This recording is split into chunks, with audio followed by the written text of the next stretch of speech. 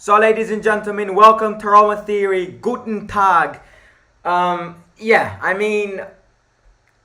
see, this match reaction was the hardest match reaction to come up with. And when I say this, I truly mean this. Because I'm gonna say something over the course of this live stream which really opens up your mind. And it's actually something which has a lot of thoughts behind, and I can't find a real meaning behind it. But the first thing which I will say, again, I think the first thing which I will proudly even point out is that we play shite football. That is the first big statement. But it's always like this, and I'm not sure if it's because we've got Jose sitting on the bench. But the amount of criticisms that we get after we win a scrappy game against Sampdoria or a scrappy game against Lecce is embarrassing. It makes the media embarrassing. Now, don't get me wrong. I'm not trying to defend our performance yesterday. Truly. I am not trying to even defend the way we play. The way we play is garbage. It's garbage.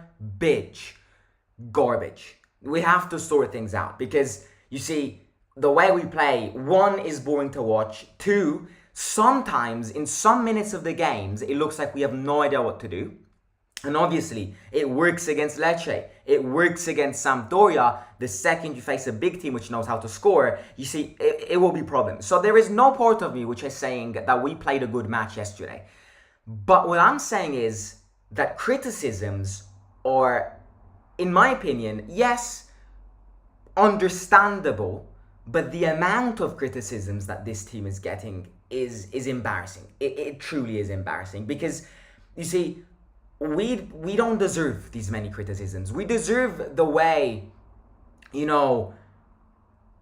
deserve to point out the errors we make. Because at the end of the day, it's always the same errors. But we do not deserve the amount of shit that the media, newspapers, journalists, broadcasts, podcasts are throwing at this team. And again, part of this, I've said this at the start, is due to the fact that Jose is sitting on the bench. Jose is a winner. People want to undermine him. What do people do? They throw shit at him. And don't get me wrong, you see, I think Jose understands as well that the way we play isn't amazing. But at the end of the day, I think Jose's style of play is similar to this. You see, it's not similar to the way this bad, but it's never been tiki-taka football. It's always been this in this circle. So I do think, yes, we can improve things, but at the end of the day, I do think this is Mourinho ball. So I just don't get it. And it really just irritates me because there are teams which deserve criticisms way more than us, but yet who gets the criticisms? It's us.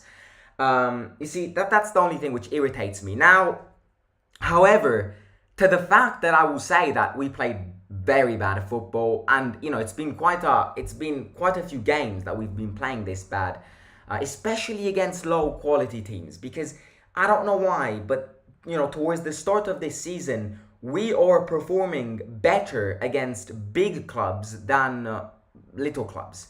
You see, the Atalanta performance, in my opinion, was a good performance. It was an unlucky defeat. The Inter Milan win. See, the Juventus draw. Yes, I think looking back at Juventus now, we could have easily gotten the 3 points of the Inter in, but it's always a draw in Turin. You see, I think we've been performing way better against big quality teams than low quality teams this season. And it's kind of been like this for quite a long while because of the way low quality teams play. But what I will say is that a win is a win. No matter how you bloody get a win, it's a win. It's equivalent to 3 points. It boosts you in the table. I don't care how you score. If it's a penalty, if it's a header from a corner kick, if it's a world-class bicycle kick. I don't care the result of the match. I don't care if it's a 3-2 win, if it's a 4-0 battering, if it's a 7-0 battering, or even if it's a 1-0 scrappy win. I don't care. It's a win. It's equivalent to 3 points. What do we want more? Yes, we want this team to play better football. And, because it's boring to watch. The only reason why I want this team to play better is not because I want to impress other teams. It's for us. You see, it's kind of boring to watch this style of play. But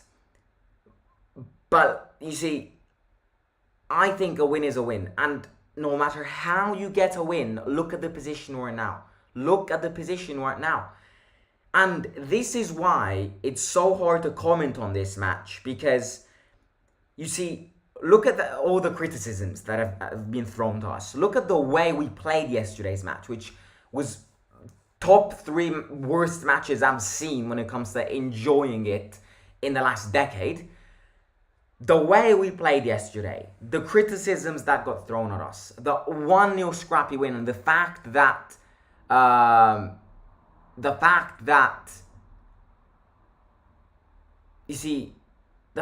we are getting many wins, because at the end of the day, I actually read a statistic today which says that it's the first time in 5 years that Roma got the most points. Roma got the most points after 10 game weeks.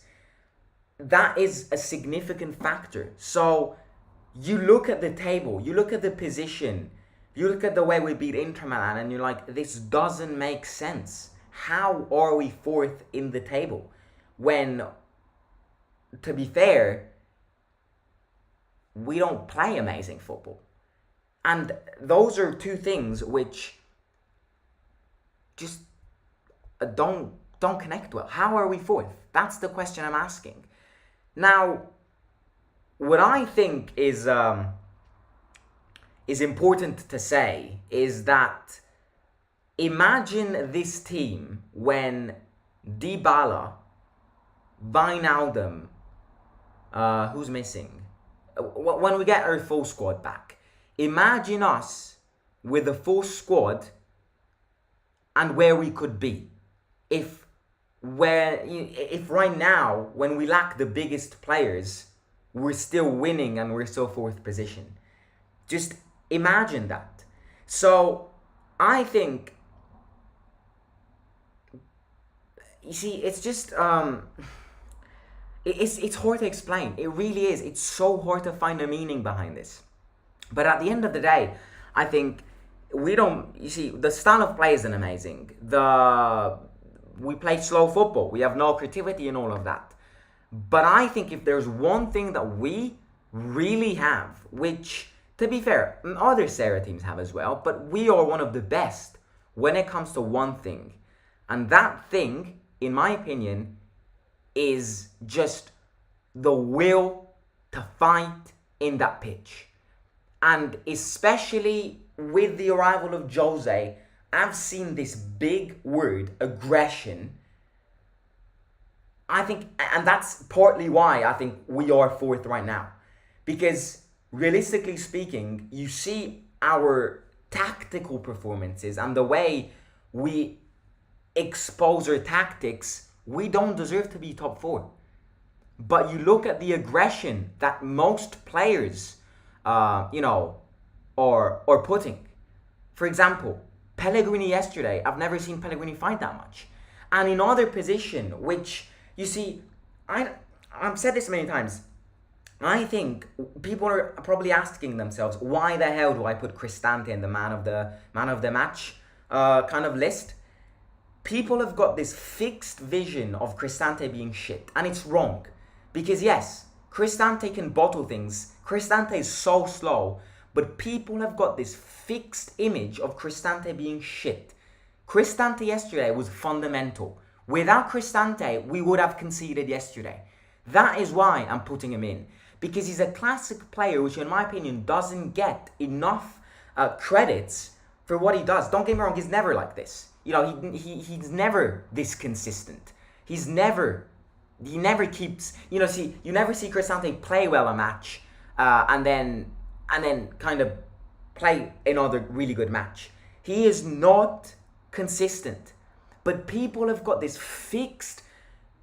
People have got a fixed word to describe Cristante, and that word is shit. And to be fair, Cristante doesn't deserve that. Because the amount of times we underestimate Cristante's position in that midfielder is just wild. That guy needs more credits. And maybe, I'm not sure if it's because of the position he plays in, and maybe we don't pay attention to it. But Cristante is a fundamental player to this team. That's why, unpopular opinion, hate me on this. Sign Cristante's contract. Cristante is going to sign a new contract apparently. Get that contract signed.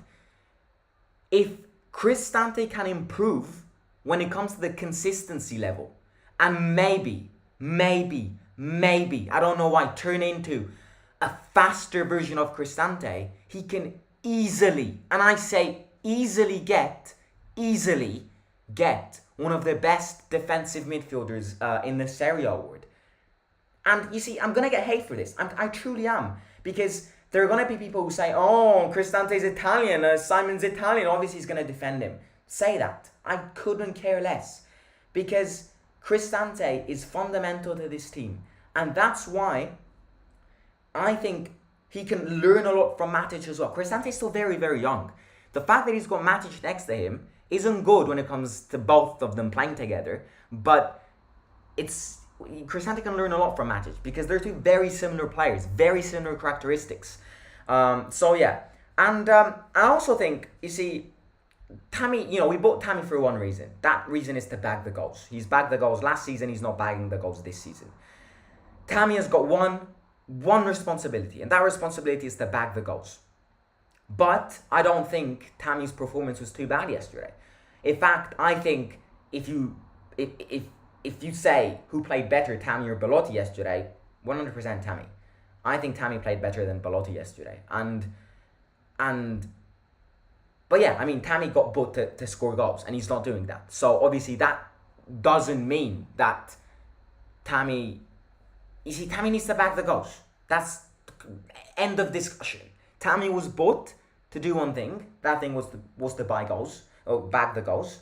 He's not doing that. So when it comes to that level, he's not performing well. When it comes to helping the team, I think he is performing well.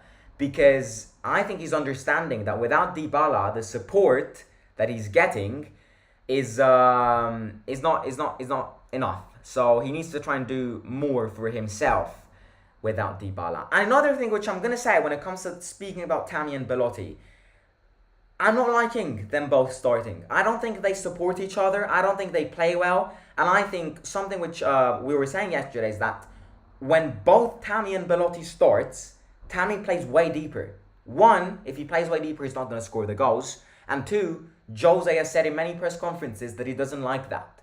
So I would stop playing both Belotti and Tammy and, start them together when they get to know each other more. But up to now, I don't think the two will deserve to start together in a way. But again, that's another personal opinion. And another thing to talk about is the defense.